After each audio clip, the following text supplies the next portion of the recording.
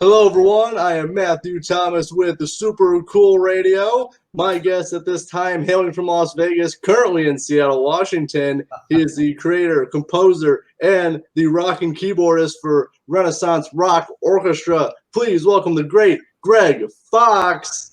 Hello, everybody out there in Super Cool Radio Land. That's right. Nice to be here. Yeah, thank you so much for doing this interview. And this interview was made possible by the great promoter, Christina Avila. Thank you so much. Yes, Christina Avila, Artist Promotions. She is so good. Highly recommend her services. Thank you so much, Christina. Thank you, thank you, thank you. All of us in Renaissance Rock Orchestra love you very much. I want to kick this interview off with, I think it's a fun interview. I'll put you on the spot. If you could only listen to one band's whole discography, who would you go with? Oh boy, one band's entire discography. That's all I had. That's the question, huh? Yes. Well, I have to say, and you probably know this, maybe a lot of your listeners aren't familiar with what Renaissance Rock Orchestra is and what I do, but as a keyboardist and with a very classically influenced style of music, kind of a little bit like Trans-Siberian Orchestra, but without the Christmas part. Because of that, as a keyboardist, I love things that are influenced by classical and progressive rock. A lot of people call it prog rock, in case you're not familiar with it. Bands like Yes and Emerson, Lake and Palmer and Jethro Tull and things like that are the kinds of things I grew up with way back in the day that was so popular. But so my favorite band is the band Yes. And so normally, if you were to ask me that question, my whole life, I would always say definitely Yes. It's very positive music, and that's the kind of music I like to listen to. And it gets heavy, and yet it's very, very spiritual at the same time, and very melodic and beautiful. So normally I would say yes, but as I think about that, there's a couple other things that come to mind. Because of John Anderson's voice is a little bit one-dimensional. Some people, when they hear John Anderson, they say they can't listen to it because it reminds them of Mickey Mouse or something, right? It's got a really high range. Are you familiar with Yes at all, Matthew? I'm actually not, no. Not so much? Yeah, they had a number of hits back in the day, songs like Roundabout and Your Move, really, really beautiful song, Your Move. And I've seen All Good People. I'd recommend that you give it a listen because it's really, really nice stuff. Your Move is a beautiful, beautiful, kind of a mellow song. I think you would like it. I think just about everybody would like it, people that like just about every style of music. But because of his voice, another thing comes to mind, my other favorite band, Jethro Tull. And once again, the reason I think about that is because the different stylings of their music throughout their discography. Sometimes it's really rocking and really powerful, and other times it's very Renaissance and with just the flutes and a classical guitar. So it has a lot of dynamics. So I think of that too. But ultimately, and I've just made this decision within like the last 24 hours as I've been kind of thinking about this, because I had a little bit of a preview, thank goodness. But the music of Led Zeppelin is so powerful, and it covers all the same things I'm talking about. So it has the incredible dynamics, and there's a certain, it has a lot of soul to it. I mean, Led Zeppelin 1 is a very bluesy record. It's blues and blues rock.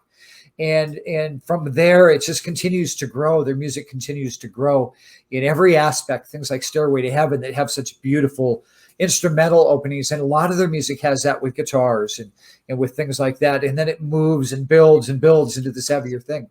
So I think maybe Led Zeppelin might be my new choice. And by the way, I don't know if you can see my shirt here, but I'm wearing my Bonzo Bass shirt today. And this is a thing that I do at the NAMM show out in Anaheim, California. Every year, the largest music convention in the world, where all the musicians and rock stars and all the companies that build musical equipment go. It's literally the largest convention in the world, as I understand it. And every year out there, I get to do a lot of things. I do a lot of performances with a lot of shows and a lot of different bands. And one of them is a thing called Bonzo Bash Fest. And the neat thing about that is it's a celebration of John Bonham, Bonzo, the drummer of Led Zeppelin. and I get to play with some of the most amazing drummers in the world. Literally, it goes on for hours and hours and hours. And I get to play with Ray Luzier from Korn and Dean Castronovo from Journey.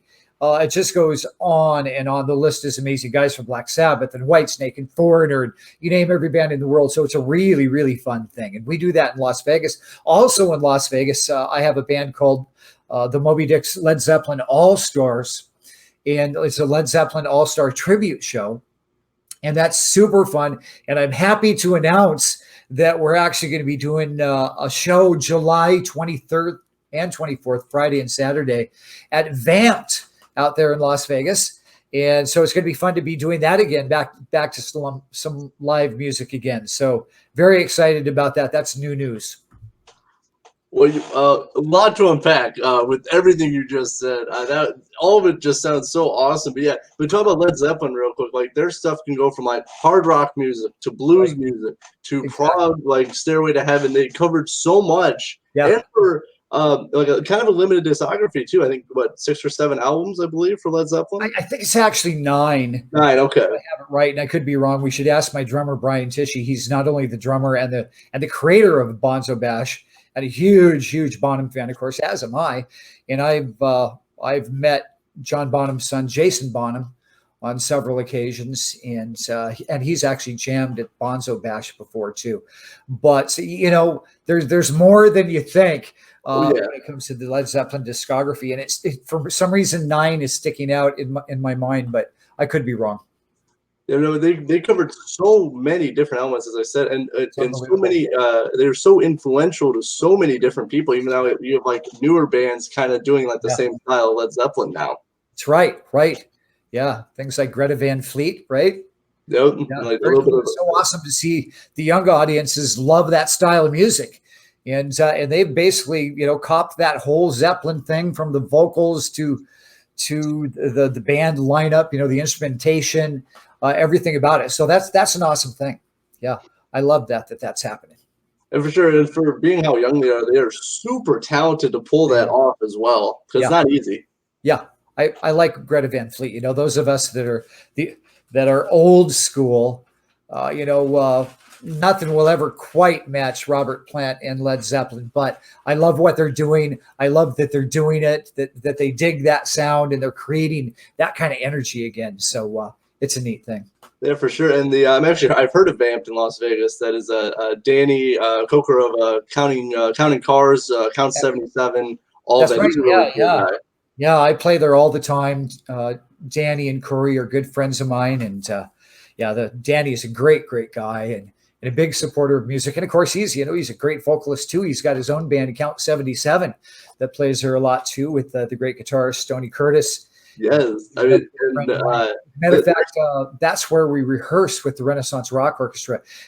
Danny's kind of compound down there for the TV show and for Count's Customs, his custom automotive shop, also has a production studio there called Desert Moon Productions, and that's where we do all of our rehearsals.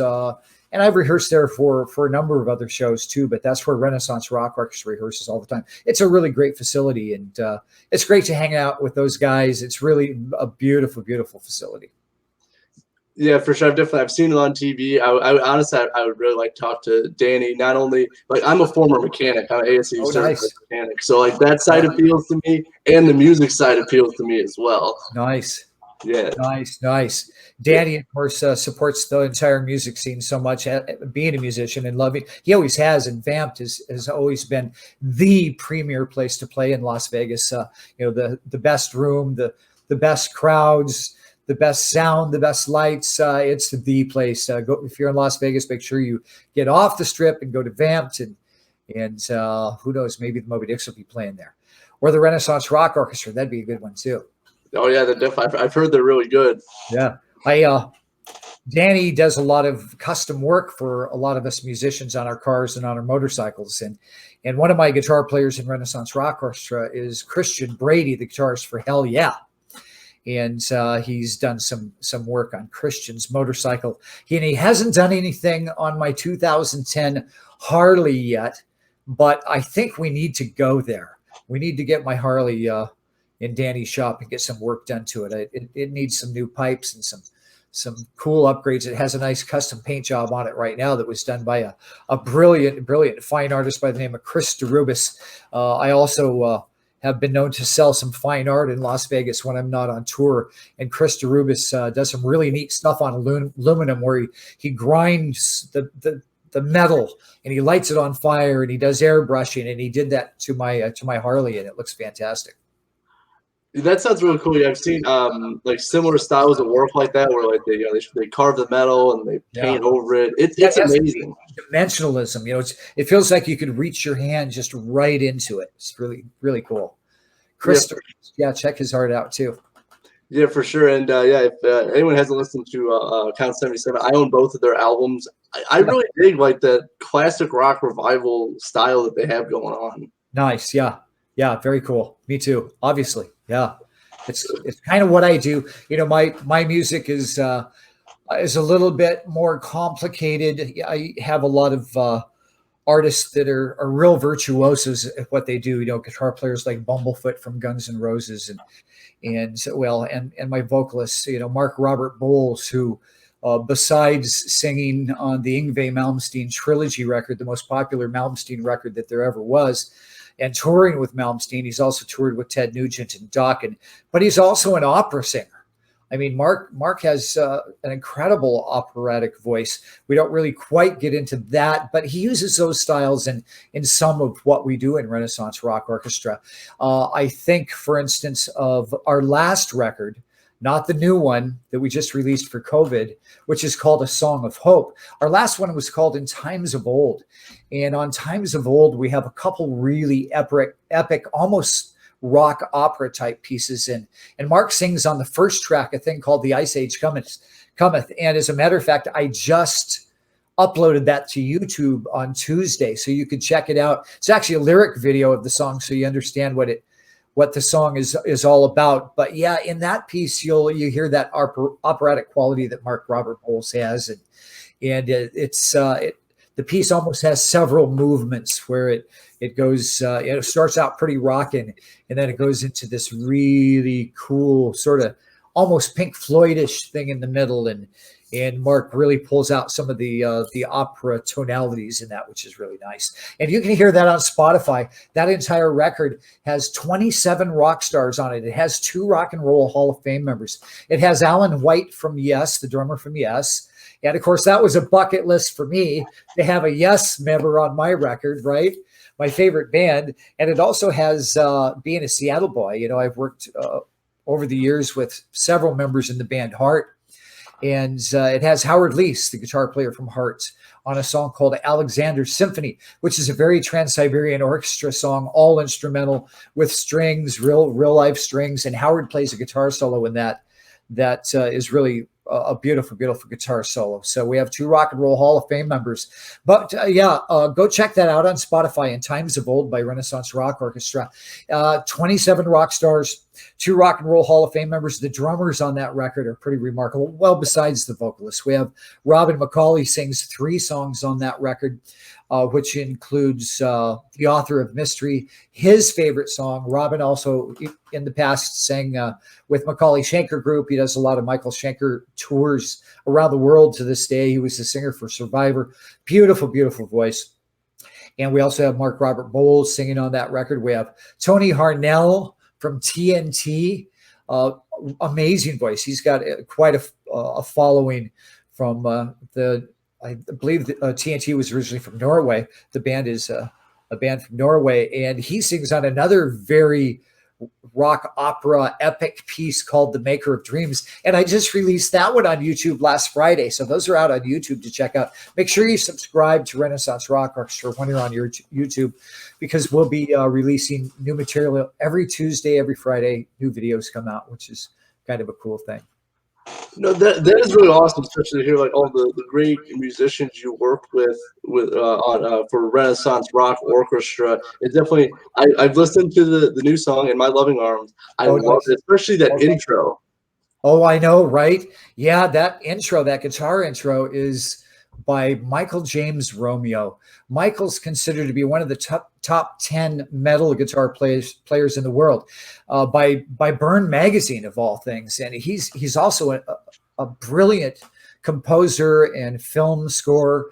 But yeah, he's the composer and basically the head of Symphony X, the group Symphony X. So yeah, to have Michael involved with the music, and he plays 3 songs on our new record, A Song of Hope, with some brilliant guitar solos, and all of his work is amazing. I love working with Michael James Romeo. Yeah. Yeah, for sure. If anyone, definitely subscribe to Rock Renaissance Orchestra on YouTube. Yes. Renaissance Rock Orchestra. There you go. Check them out. Stream them on Spotify. Really awesome band. I've listened to In My Lovin Arms. I'm gonna go back to your whole discography and listen to it because like I'm digging it. It's cool. It's very different. So, but how did you? So how'd you come up with the Renaissance Rock Orchestra like concept? How'd you make all the connections with the musicians? So you worked with so many different people on like a bunch of different songs. Yeah, it's true. It's a pretty amazing story, really. The name Renaissance Rock is kind of a tag name that I've had back when I was in college. I had a band called Icarus. You know, Icarus with the wings who flew too close to the sun. Greek mythology thing, and we were trying to describe what our music was about, and we loved music by Queen, and we loved music by Jethro Tull and by Yes, and we were kind of trying to come up with the tag name, and I came up with Renaissance Rock, and so I kind of took that, which is a part of my whole history, the whole Gregg Fox thing.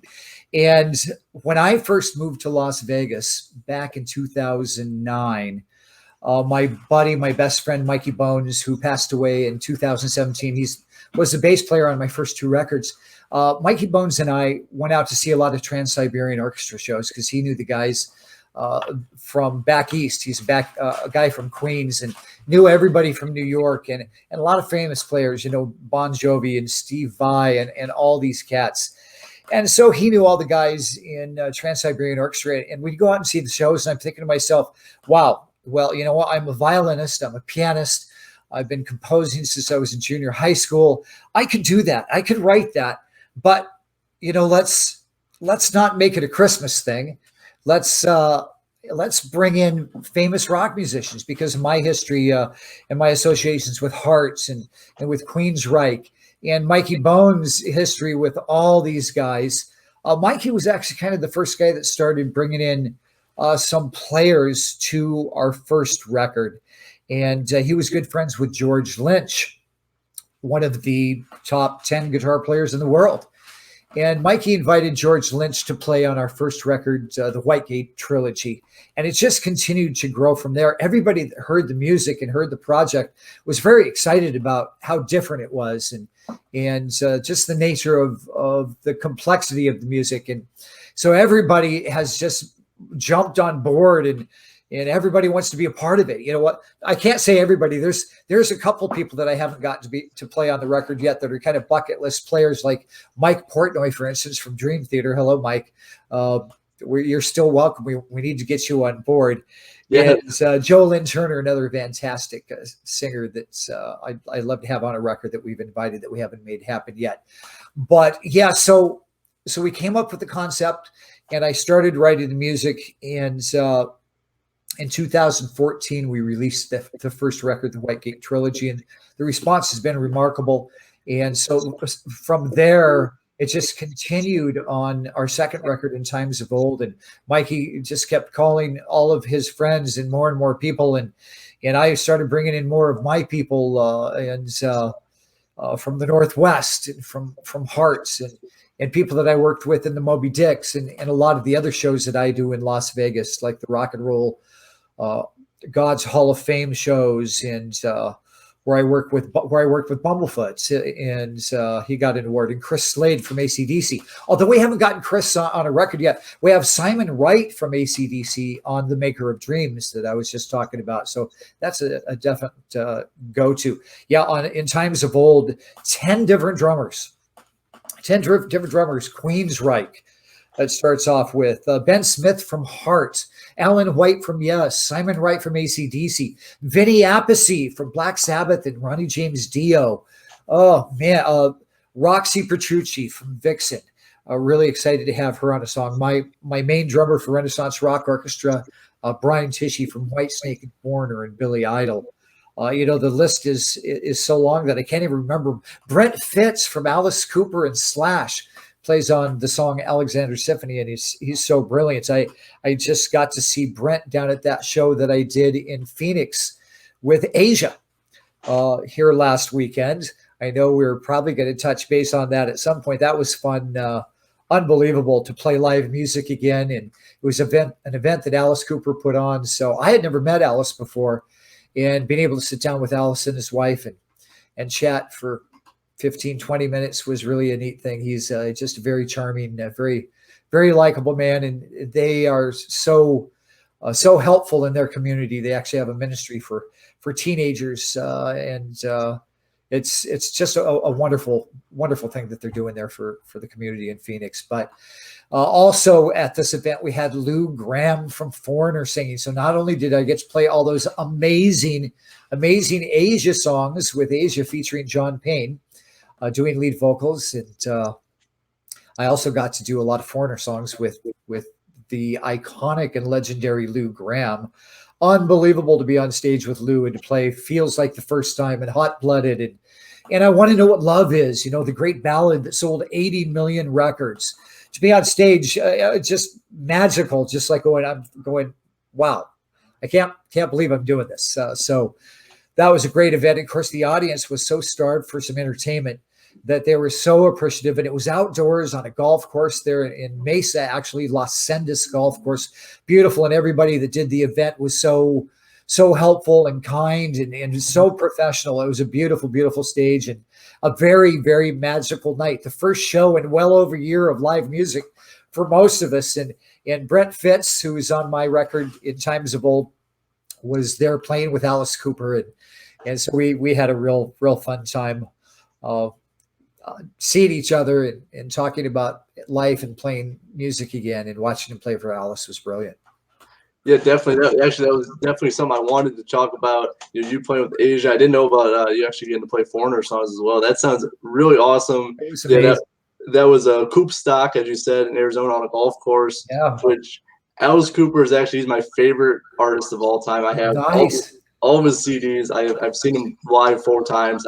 Excellent. If I had like one interview that I could do, like it would be with him. Like if I did an interview with him, like I could retire. I'd be like, you know what? I've done it. Yeah, I got to tell you a funny story about that. Sure. Because I'd been sitting talking with Alice and his wife, and I'm thinking to myself, wow, I'm sitting here talking to Alice Cooper, and he was so cool. So I'm texting a friend, and I'm like going, wow, I just had this conversation with Alice Cooper and his wife, and I thought of the movie, of course, We're Not Worthy, right? Of course, that's going to come to mind. And I'm thinking that in my head, and I had to go back and tell Alice, because while I was thinking that, I was going, now, wait a minute. My bass player on my new record is Greg Smith, who played with Alice for several tours. Yes. And he was the guy in that scene in Wayne's World when they're doing We're Not Worthy. So I had to go back and speak with Alice and tell him that whole story. And he started talking about touring with Greg and how fun it was playing poker with him. They used to have some pretty serious poker tournaments, even though it was only for quarters. And I think at one point, Greg actually beat Alice, which I think is a rare thing. And he gave my bass player, Greg Smith, this Miller Lite can trophy that Greg actually has in his studio. I've seen it on some of the interviews he's done for the Renaissance Rock Orchestra with some other DJs and bloggers. And anyway, that was fun having that conversation with Alice. Greg Smith, by the way, so happy to have him on this new record. Greg has played with not only Alice Cooper, but Ted Nugent, still plays with Ted Nugent, still does shows with Tommy James and the Shondells. He was with Billy Joel for several years, and it goes on and on. Alan Parsons, yeah, just remarkable bass player, and he really contributed some beautiful bass parts to the new record, A Song of Hope. By the way, just as long as we're talking about it, Song of Hope, the record itself is not on Spotify yet. You can hear most of the songs on YouTube, so you can pretty much hear the new record on YouTube. But on Spotify, we got permission from the label that we're negotiating with to release the new record, A Song of Hope, to do the song In My Lovin Arms. So hopefully we're going to be hearing In My Lovin Arms on your show here at some point. But yeah, you can also hear that on Spotify now. It was actually just released just within the last few days, about 72 hours ago. So that song is there, but we won't be able to actually release the entire new record until we have just full distribution from our new label. And we're still negotiating with them. So I'm not really quite at liberty to disclose who that is yet till the ink is dry. No, yeah, definitely. I got you. Actually, yeah, Christina Avila actually sent me, so last month for my show, my listeners got to hear In My Loving Arms. Oh, cool. Nice. Good. Yeah, definitely. I had my super show last, actually end of March. I remember, yeah. So end of March. And Nice. I've heard great reviews from the people I've talked to about it. They definitely like it. Fantastic. Yeah, please keep playing it. Yeah, I was actually I'm gonna feature a teaser after an interview of In My Loving Arms. So beautiful, beautiful. Yeah, it has that amazing guitar solo entrance by Michael James Romeo from Symphony X, and the guitar solo in the middle of that song is so brilliant. It's one of those wow moments. You got to check it out. Yeah, the song, to me, when a lot of people hear it, because the guitar work, it has a little bit of a Van Halen feeling to it. So I hear that a lot about that song. Kind of a combination of Van Halen and Dream Theater, maybe. So very pleased with it. Very happy with the way it turned out. And it came out really well. And actually, since we're talking about it, so how was it writing and recording this? Because this was a COVID, a quarantine recording. So how was it to do all of that? Well, I got to share some information I don't think I've shared with anybody yet. This is top secret. This is a new premier disclosure here. This is what do they call that in the newspapers, Matthew? Exclusive. You're getting a exclusive. Thank you. Couldn't come up with it. This is an exclusive about this. I haven't told anybody else this yet. Writing it and recording it was a difficult thing in COVID for a number of reasons. But I have to disclose to you that I actually wrote that song back in Seattle in probably 1985. And I did that song. Let's see. Oh, yes, I did that song with Pamela Moore, Sister Mary from Queensryche. I was in a band called Sister Mary, and I helped co-write most of the music, and we actually did that song, and it was sung by Pamela Moore, Sweet Sister Mary from Queensryche. And at some point, we might have to release that version. It'd be interesting to hear it. So I kind of changed it. I obviously sonically and audio quality wise, there's a big difference between 1985 and now. New keyboard sounds, and I did a lot of string arrangements that were never in the song before. I increased the tempo, made it a lot more energetic, and made some arrangement changes that I think make the song a lot more concise and powerful. But yes, it was written back then. But I just wanted to include it on this record because of all the loss and grief and tragedy that we've all gone through in so many ways, whether it be with loss of friends and family or economically, and the changes that people have gone through. And so it was the vibe that I wanted to include on the record. And a lot of the other songs on the record are even more COVID related. The title track of the record, A Song of Hope, is a must listen to. Go to YouTube and please listen to it. I've heard from a lot of people around the world that it's really touched them emotionally and sort of helped them get through a lot of tragedy and grief, because it's very inspiring, and lyrically it's just completely all about let's help each other. Let's stand by each other. We're all we have left. It's all about people. So so please give a listen to A Song of Hope, and you'll really get the COVID feeling. But I also touched base on the whole COVID experience in another song on there called Circus Life. It's a little bit more introspective, and it touches on my life and kind of the story of my life and my career in music. But it's a song about really, in the end, it's all about family. we're all trying to find our way back home, and so we need to build those kind of ties and support each other in that kind of way. So, but yes, to record In My Lovin Arms was quite a challenge during COVID, because everybody was scrambling, trying to survive, all the artists, all the musicians. So because of that, everybody was doing a lot of studio work. We were doing a lot of different types of commercial projects. And so I had a hard time. What I expected to have done in about 90 days ended up taking 6 months. And I'm talking about just that song. Just that song. I was lucky enough in the end with In My Lovin Arms to make a trip up to Seattle to visit my family. And while I was here, I was able to talk to people in the Seattle Symphony about working on some projects. And through that, ended up bringing in some brilliant string players and wrote some arrangements that we got recorded up here in Seattle. And really happy to have those guys involved and to have those strings on the record. Philip Peterson. So House of Glass did the recording in Marino, Korea. One of my good friends up here that works with Cinemasonic Strings in Seattle. So thank you to those guys for doing all the strings on the entire record of Song of Hope. But yes, there was a lot of challenges, and of course you're not able to actually be in the room, so a lot of back and forth with tracks, and that's not quite right. Here's what we're really trying to accomplish on the song. Here's the sound we're looking for. Here's the style we're looking for. And I even ended up having that problem when I went down, when things kind of opened up enough. I went down to Phoenix to record, to actually do the mix of the record, and at Premier Studios in Arizona. And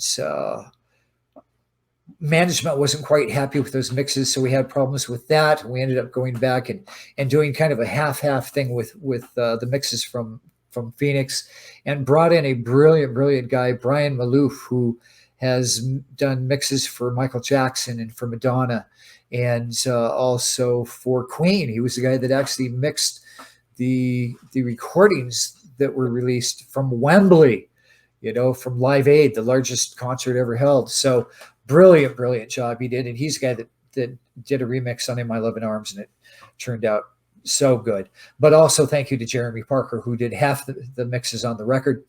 And so we kept some of those mixes too, because they're so good. Jeremy Parker's done brilliant work with Evanescence and Slipknot and Mudhoney. And so we used his mixes too. That's really awesome. I know, definitely a lot of stuff was shut down or minimal that you could get stuff done. So it's really it did take you 6 months, but you got able to get through it. And I'm looking forward to hearing the rest of the album when it's officially released and stuff. But it has that positive silver lining with everything. Yes, absolutely. It's everybody that hears it, the comments I get on YouTube from people around the world are wow. The quality of the music, the feeling that the music gives you, it's all very positive and inspiring in a lot of different ways. But even musically, just the depth of the recordings and the depth of the songs and even the lyrics, I would say, you don't hear things like that much anymore. And I kind of did that on purpose. Kind of had that 80s sound with some Queen vibes and even some Kansas vibes and some Van Halen vibes, and so I think I accomplished that very well. So yeah, people that love the AOR music, album-oriented rock and 80s and 90s rock are really going to enjoy this record. So go check it out on YouTube. Yeah, and for anyone who's not familiar with Renaissance Rock Orchestra or is wondering what can they expect from the music style and the lyrical style? I know you touched on it a little bit, but for anyone who's tuning in right now, what can they expect?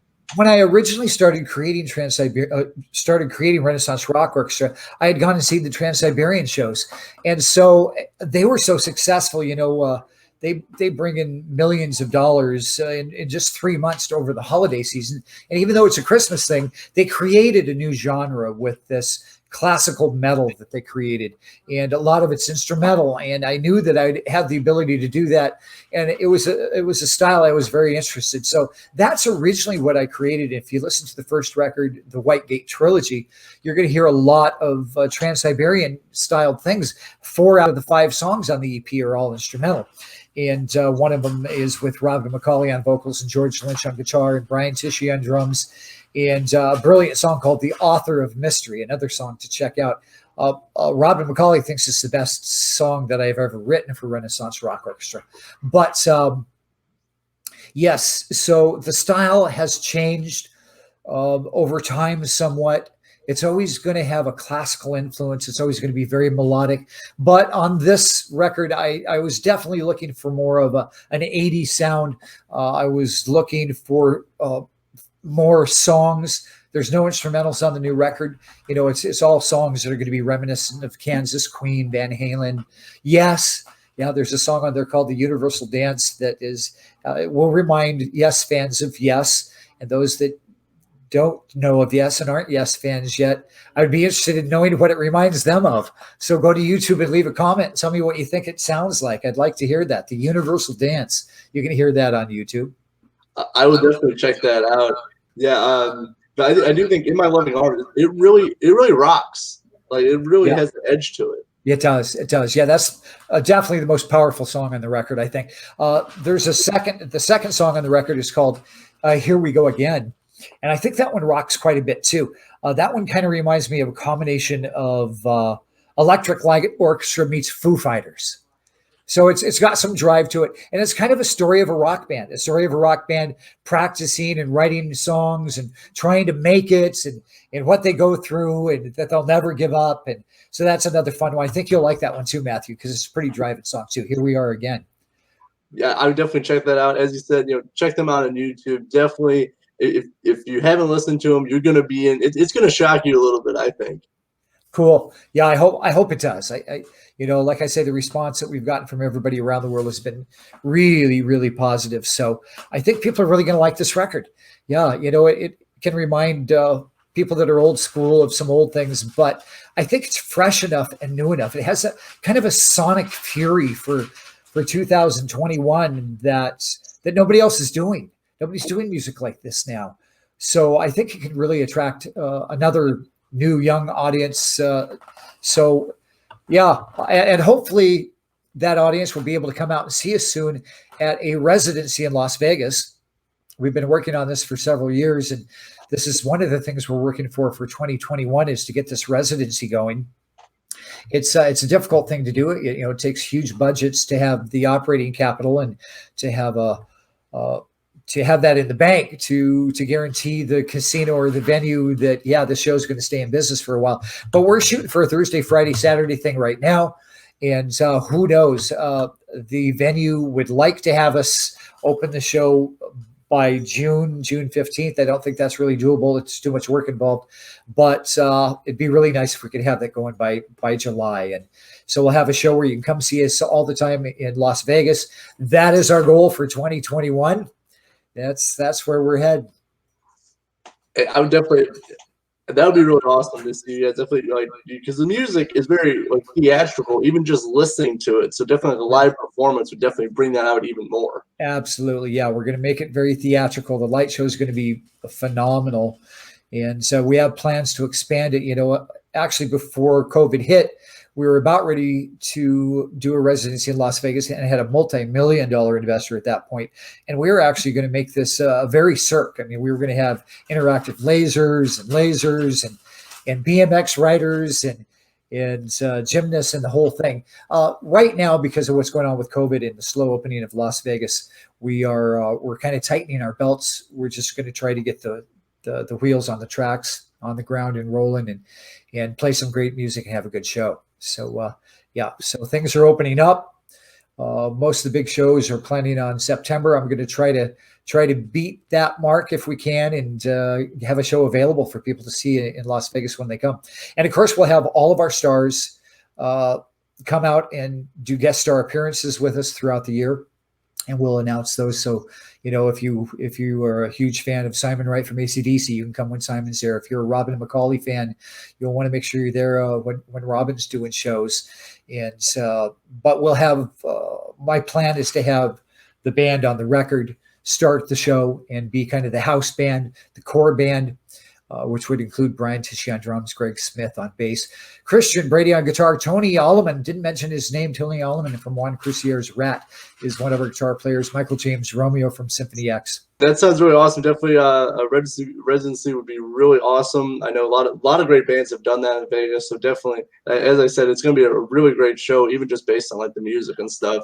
So obviously, Greg, you are currently based out of Las Vegas. Yep. Yeah, what's kind of like the music scene like in Vegas? It's tremendous. Usually, we've all struggled so horribly during COVID. People have, shows have closed, rooms have closed, musicians have left town. They've moved home. They've done a lot of different things, but the community there is very, very strong. The musical community and some great people that are so talented and do a lot of brilliant things. There's some amazing talent in Las Vegas, and it's a very supportive group. I've been so blessed since I moved to Las Vegas to be a part of that community and to be invited to do so many things, so many different types of shows.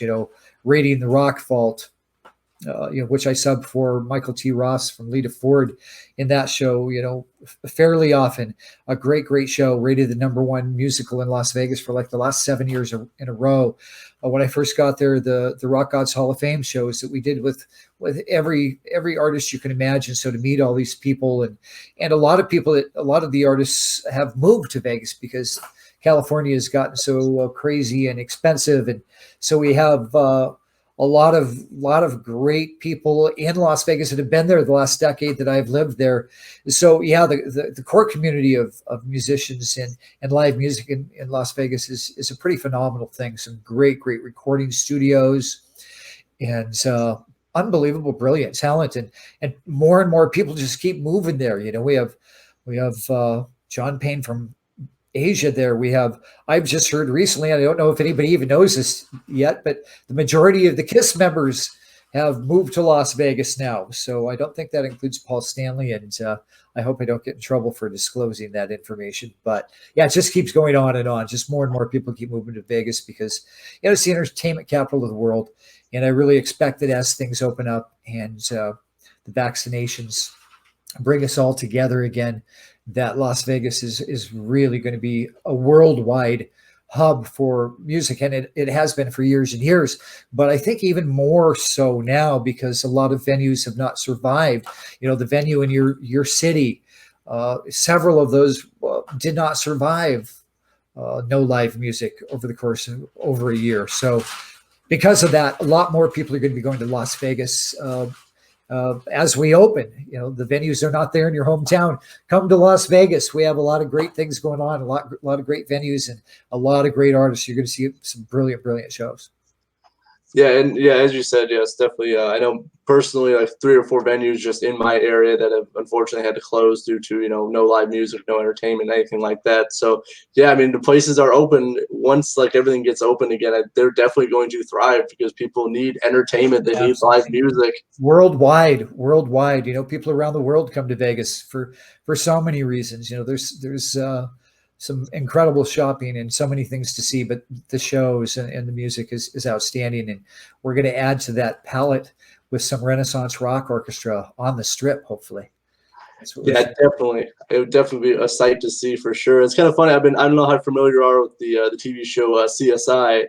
Yeah. That was filmed in Las Vegas. I just started watching it, so it's kind of funny. Like just watching it all take place in Las Vegas is pretty funny. It's fun. Yeah, I love watching those shows too. Since being a Las Vegas guy for a decade now, it's kind of interesting to see where they shoot and how they edit those. A lot of times they edit those clips together where you're on Fremont 1 second and 10 seconds later you're all the way down at let's say Mandalay Bay or at the Luxor. It's just like, wow. How did they do that? But it looks cool. Yeah, as long as it looks cool. And it's kind of funny, just like all the desert scenes. I mean, because obviously it's like a huge desert route, so it's kind of funny. Like they probably didn't have to travel that far to actually get there. That's true. Yeah. Yeah, yeah, we have some beautiful desert scenery, red rocks out there, and the Valley of Fire is one of the places I love to go Harley riding a lot because it's just brilliant with all these what are they called? Uh, Hieroglyphs from the Anasazi Indians from thousands of years ago, and they're still there. You see them on all these rocks. I love going out and seeing that. Yeah, I can't even say it. Hieroglyphics. Yeah, I think so. Yes, yeah, yeah. Something like Hieroglyphics. that. Yeah, I normally know. I've forgotten today. And sorry, yeah, definitely Vegas, very cool place. I would like to go sometime. Probably see Renaissance Rock Orchestra live. That'll be why I'm going. So definitely be really cool. You guys have a lot better weather. Yeah, you have a lot better weather compared to here. It's like 45 and rainy today. So. Yeah, no, yeah. Make sure you get there when it's not 110 degrees. Although there's so much to do, and you stay in the pool, you stay inside. You're inside in some of the beautiful, brilliant shops. So it doesn't matter what time of year you go. There's always something to do in Las Vegas, and it's a beautiful, beautiful city. The architecture and the casinos are brilliant. And if you're there when it's not too hot, get out into the desert and see all that desert wildlife. It's beautiful. Oh yeah, for sure, definitely. But so Greg, I always ask my guests this question because I'm always very curious. What music have you been listening to this week, Gregg Fox? Aha. Oh, that's a good one. That's a good one. I'm curious. I really am. Well, as you probably have surmised already, I'm always going to listen to a little Yes at some point in a week. Oh, that coming. Listen to some Jethro Tull in a week. I drove up here from Las Vegas. I made the drive rather than flying, so I got to listen to some amazing music, and something that I know I have enjoyed, but I don't listen to often is a band called Big Elf. Big Elf, and it's pretty intense. It's really cool and really intense, and it has some progressive qualities to it. And yet at the same time, there's moments where it sounds like Sgt. Pepper's and has some Beatlesque things to it. Some really interesting production. But while we're talking about that, I have to mention my favorite record right now. I did talk about Mike Portnoy from Dream Theater. He's, I think, the most brilliant drummer there is out there right now in the world, and he's contributed some just amazing things to a lot of different bands. He likes to be in a lot of different projects, including Sons of Apollo with Bumblefoot, who is also in Renaissance Rock Orchestra. Sons of Apollo is a great progressive metal band also, but he has another band called Transatlantic. Mike is in a band with Billy Sheehan, a band, one of the most amazing bass players in the world, who I would love to get on a record. Billy, if you ever see this, or if anybody knows Billy, please tell him I want him on a Renaissance Rock Orchestra record. Let's do a song. And so they've just released a new album called The Absolute Universe. And I would love this record. It also has Jordan Rudess on keyboards, the most amazing keyboardist in the world. Every keyboardist in the world wants to be able to play like Jordan. He's a wizard. Was at Juilliard, I think, at 7 or something like that. And so, yeah, the songwriting, the production. One of the songs they get very prog, very metal, but then they get very poppy and very Beatlesque. They cover just about every genre that there is. And so it's brilliant. And one of the things I love about the record that keeps drawing me back is the themes that they wrote, the themes over and over from the overture that it begins with. They have like 4 or 5 melodic themes that they keep bringing back into the songs later in the album. So you keep hearing these returns to these themes that they've created. And so I love it. It gives the album a continuity and a feel that's really beautiful. I love that. The Absolute Universe by Transatlantic. That's my new favorite. I'm definitely going to check that out. Yeah, actually, so this week I just started getting back into Everclear again. Oh, nice. I had the opportunity to see them live in 2019, so I just started getting back into listening to their music, and they're really good. Absolutely, yeah. Nice. Yeah, and then I started listening to Linkin Park again. I haven't listened to them in quite a while, so right, cool. Definitely, they started powerful, energetic stuff there. Absolutely. Oh yeah, and to really just to kind of change the style of music with just adding the rock and the rap element to it as well. Definitely very different. It is, yeah. Absolutely. Yeah, powerful. Good mix. Great mix. Very successful mix. Yeah. For sure. And I think this one, I think you're going to like. So, I kind of figured as soon as you started, I started listening to Genesis again as well. Nice. Excellent. I'm more of the Phil Collins. Yep. That's where I tend Yeah, to go. the Peter Gabriel. Most people that are Genesis fans would say the opposite. Hardcore old school Genesis guys are always Gabriel people more than Phil. But I love Phil a lot too. They both did brilliant work in Genesis. And Abacab was one of my favorites. Yep. I love that song, Abacab. Love playing that.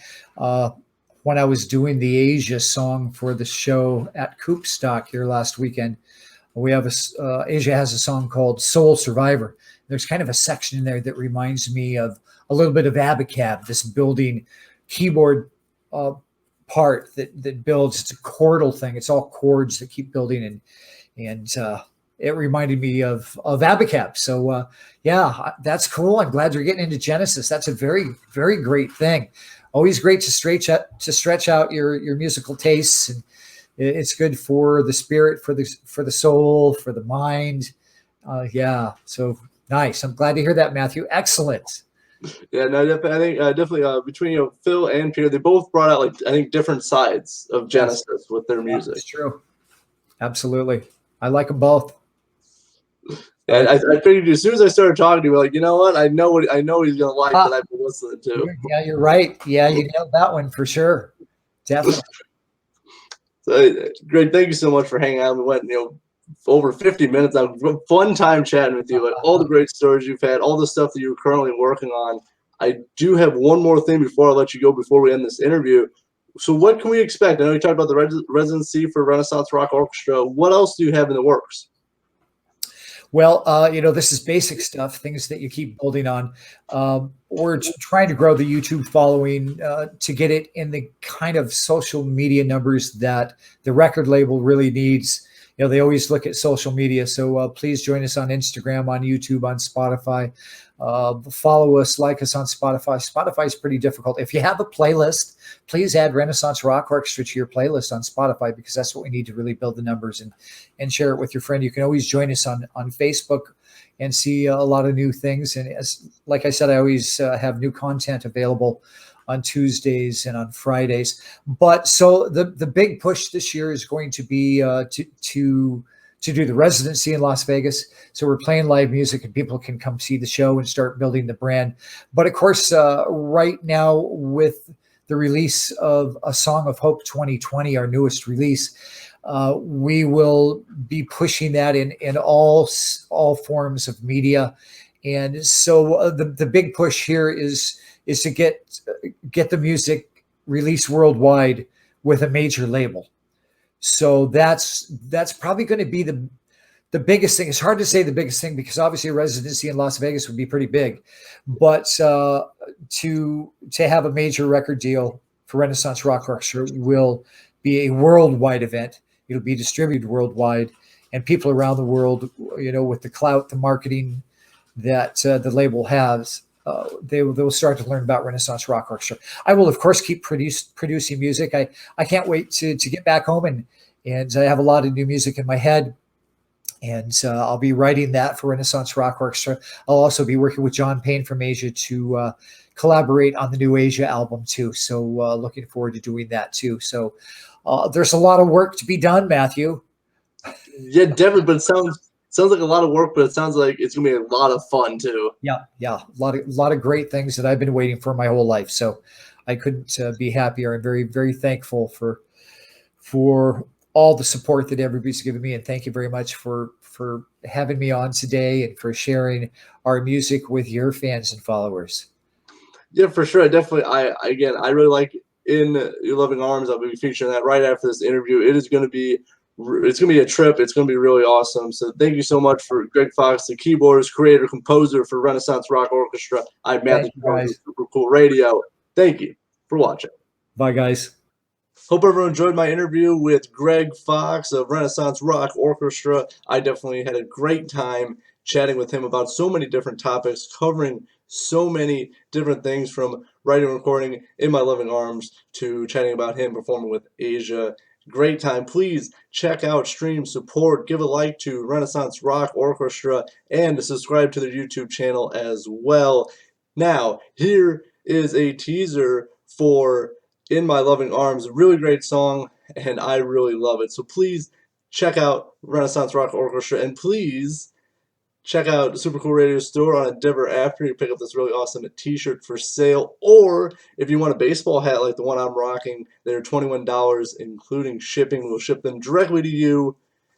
Please contact Super Cool Radio for more details. But now, to close out the show, here's a teaser for In My Loving Arms by Renaissance Rock Orchestra.